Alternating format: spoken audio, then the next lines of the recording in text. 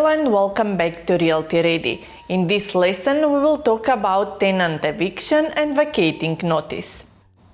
Landlord may demand eviction of a tenant prior to the expiry of their tenancy period in the following circumstances. The tenant didn't pay the rent within 30 days of receiving a payment notice unless otherwise agreed. The tenant subleases the unit without the landlord's written permission.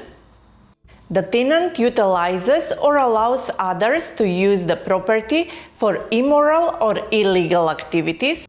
The tenant risks the safety of the property, causing damage intentionally or resulting from gross negligence, or allows others to cause damage. The property is in the risk of collapse as indicated by a technical report. The tenant makes use of the property beyond the permitted use or violates building regulations.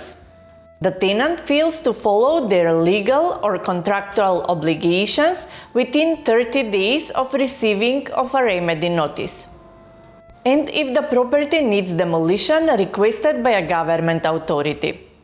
The owner must provide a 12-month vacating notice to the tenant through a notary public or by registered email if the owner wants to evict the tenant on the following basis.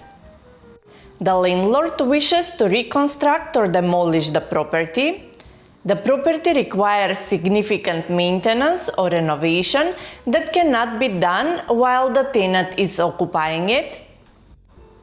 The landlord wants to sell the property, or the landlord wants to use the property for his personal use or even for his relatives of first degree. If the landlord wants to do potential viewings to sell the property, a prior viewing notice is needed and should be defined in the rental agreement addendum. In case if the landlord wants to retain the property for personal use, prevents the landlord from renting the property to a third party for a period of 2 years.